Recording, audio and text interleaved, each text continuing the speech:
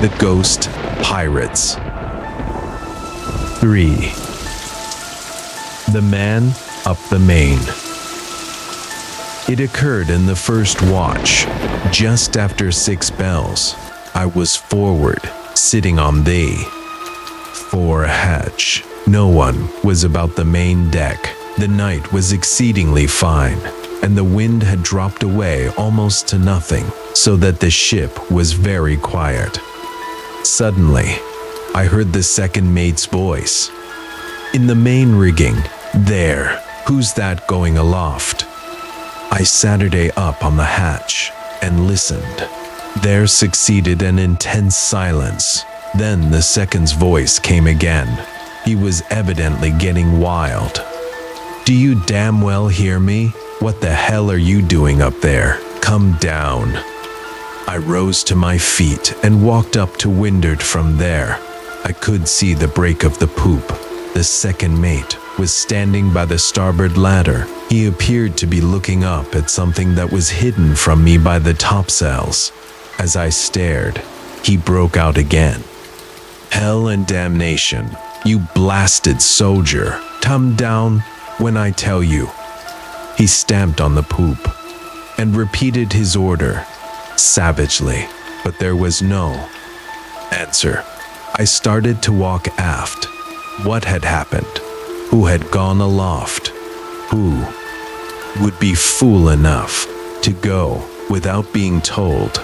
And then, all at once, a thought came to me. The figure Tammy and I had seen, had the second mate seen? Something, someone. I hurried on, and then stopped, suddenly, in the same moment. There came the shrill blast of the second's whistle. He was whistling for the watch, and I turned and ran to the forecastle to rouse them out. Another minute, and I was hurrying aft with them to see what was wanted. His voice met us halfway. Up the main, some of you, smartly now, and find out who that damned fool is up there. See what mischief he's up to. Aye, sir. Several of the men sung out, and a couple jumped into the weather rigging. I joined them, and the rest were proceeding to follow, but the second shouted for some to go up to leeward, in case the fellow tried to get down that side. As I followed the other two aloft, I heard the second mate tell Tammy whose timekeeping it was to get down onto the main deck with the other apprentice, and keep an eye on the fore and aft stays. He may try down one of them if he's cornered. I heard him explain. If you see anything, just sing out for me, right away. Tammy hesitated. Well, said the second mate, sharply. Nothing, sir, said Tammy, and went down onto the main deck. The first man to windward had reached the futtock shrouds. His head was above the top, and he was taking a preliminary look before venturing higher.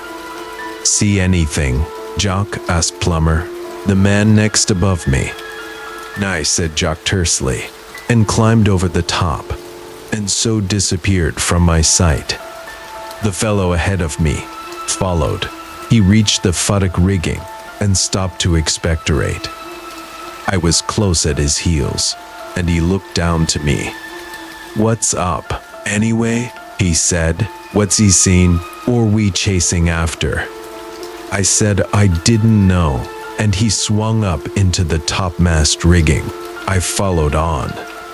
The chaps on the lee side were about level with us. Under the foot of the topsail, I could see Tammy and the other apprentice down on the main deck, looking upwards.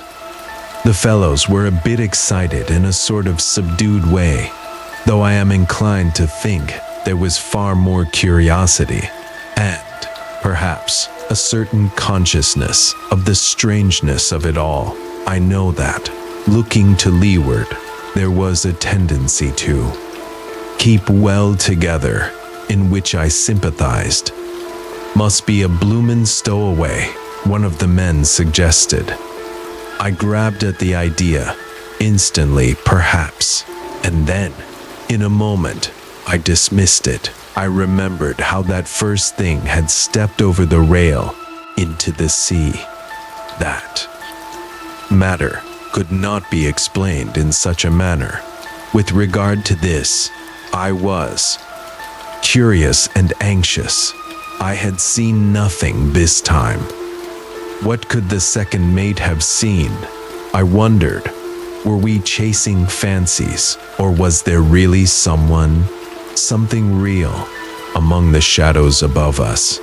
My thoughts returned to that thing Tammy and I had seen near the log reel. I remembered how incapable the second mate had been of seeing anything then. I remembered how natural it had seemed that he should not be able to see. I caught the word stowaway again. After all, that might explain away this affair. It would. My train of thought was broken suddenly. One of the men was shouting and gesticulating. I sees him. I sees him. He was pointing upwards, over our heads. Where? Said the man above me. Where? I was looking up for all that I was worth. I was conscious of a certain sense of relief. It is real then, I said to myself. I screwed my head round and looked along the yards above us. Yet still, I could see nothing. Nothing except shadows and patches of light. Down on deck, I caught the second mate's voice. Have you got him? He was shouting. Not yet. Zer sung out, the lowest man on the lee side. We sees him, sir, added Quine. It don't, I said. There he is again, he said. We had reached the gallant rigging, and he was pointing up to the royal yard. You're a fool, Quone, that's what ye are. The voice came from above.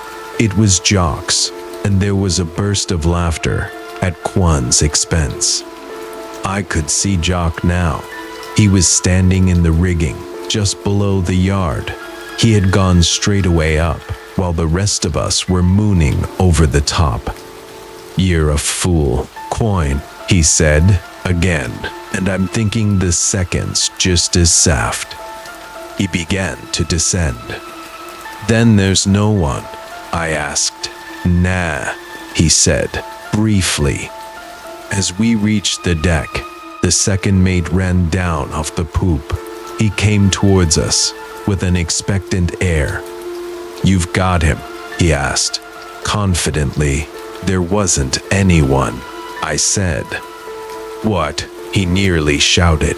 You're hiding something, he continued, angrily, and glancing from one to another. Out with it. Who was it? We're hiding nothing, I replied, speaking for the lot. There's no one up there. The second looked round upon us. Am I a fool? He asked, contemptuously. There was an assenting silence. I saw him myself, he continued. Tammy, dear, saw him. He wasn't over the top when I first spotted him. There's no mistake about it. It's all damned rot. Saying he's not there. Well, he's not, sir, I answered. Jock went right up to the royal yard. The second mate said nothing in immediate reply, but went aft a few steps and looked up the main. Then he turned to the two prentices. Sure you two boys didn't see anyone coming down from the main? He inquired suspiciously. Yes, sir, they answered together. Anyway, I heard him mutter to himself. I'd have spotted him myself if he had. Have you any idea, sir, who it was you saw? I asked at this juncture. He looked at me keenly. No, he said. He thought for a few moments, while we all stood about in silence, waiting for him to let us go. By the holy poker, he exclaimed, suddenly, but I ought to have thought of that before. He turned and eyed us individually. "You're all here?" he asked. "Yes, sir," we said in a chorus. I could see that he was counting us. Then he spoke again. "All of you men stay here where you are. Tammy, you go into your place and see if the other fellows are in their bunks. Then come and tell me, smartly now." The boy went, and he turned to the other apprentice. "You get along forward to the forecastle," he said. "Count the other watch, then come aft and report to me." As the youngster disappeared along the deck to the forecastle, Tammy returned from his visit to the glory hole to tell the second mate that the other two apprentices were sound asleep in their bunks, whereupon the second bundled him off to the carpenter's and sailmaker's berth to see whether they were turned in. While he was gone, the other boy came aft and reported that all the men were in their bunks and asleep. "Sure?" the second asked him. "Quite, sir," he answered. The second mate made a quick gesture. "Go and see if the steward is in his berth," he said abruptly. It was plain to me that he was tremendously puzzled. "You've something to learn yet, Mr. Second Mate," I thought to myself. Then I fell to wondering to what conclusions he would come. A few seconds later, Tammy returned to say that the carpenter, sailmaker, and doctor were all turned in.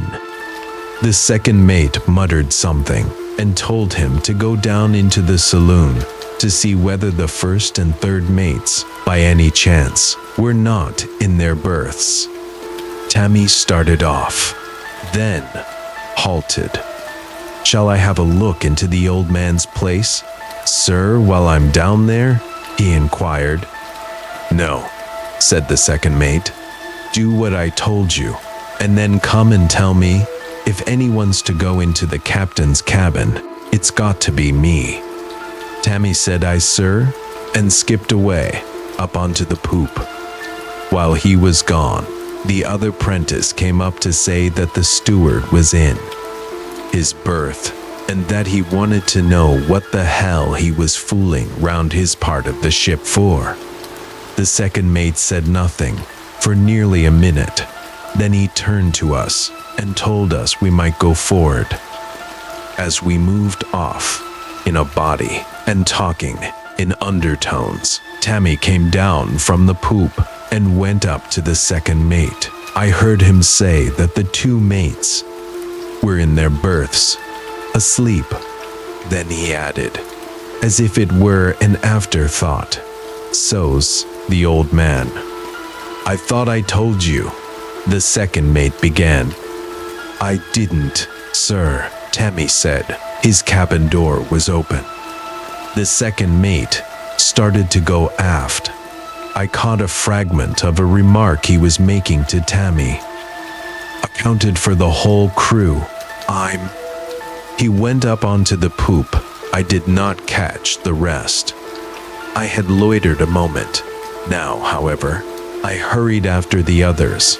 As we neared the forecastle, one bell went, and we roused out the other watch and told them what jinx we had been up to. "I reckon he must be Rocky," one of the men remarked.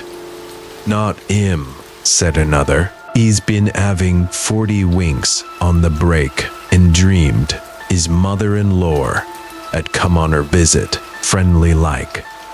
There was some laughter at this suggestion, and I caught myself smiling along with the rest, though I had no reason for sharing their belief that there was nothing in it all. Might have been a stowaway, you know. I heard Quine, the one who had suggested it before, remarked to one of the ABs, named Stubbins, a short, rather surly-looking chap. "Might have been hell," returned Stubbins. "Stowaways hain't such fools as all that." "I dunno," said the first. I wish I had asked the second what he thought about it. I don't think it was a stowaway. Somehow, I said, chipping in. What would a stowaway want aloft? I guess he'd be trying more for the steward's pantry. You bet he would. Every time, said Stubbins. He lit his pipe and sucked at it slowly. I don't understand it. All they're same, he remarked, after a moment's silence. Neither do I said, and after that, I was quiet for a while, listening to the run of conversation on the subject. Presently, my glance fell upon Williams, the man who had spoken to me about shadows. He was sitting in his bunk, smoking and making no effort to join in the talk. I went across to him.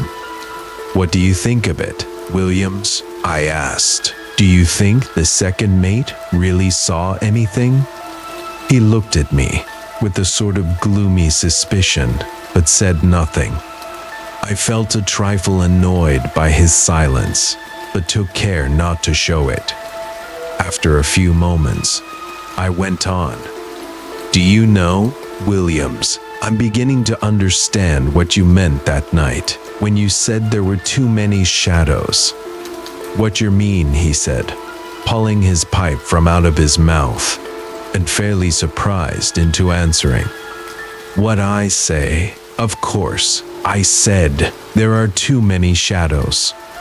He Saturday up and leant forward out from his bunk, extending his hand and pipe. His eyes plainly showed his excitement. Have you seen? He hesitated and looked at me, struggling inwardly to express himself. Well, I prompted. For perhaps a minute, he tried to say something. Then his expression altered, suddenly from doubt and something else more indefinite to a pretty grim look of determination. He spoke. I'm blind, he said. If I don't take her pretty out of her, shatters or no shatters. I looked at him with astonishment. What's it got to do with your getting a payday out of her? I asked. He nodded his head with a sort of stolid resolution. Look here, he said. I waited. The crowd cleared. He indicated with his hand and pipe towards the stern. You mean in Frisco? I said.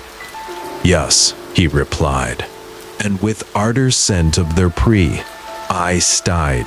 I comprehended him suddenly. You think they saw? I hesitated. Then I said shadows. He nodded, but said nothing. And so they all bunked. He nodded again and began tapping out his pipe on the edge of his bunk board. And the officers and the skipper? I asked.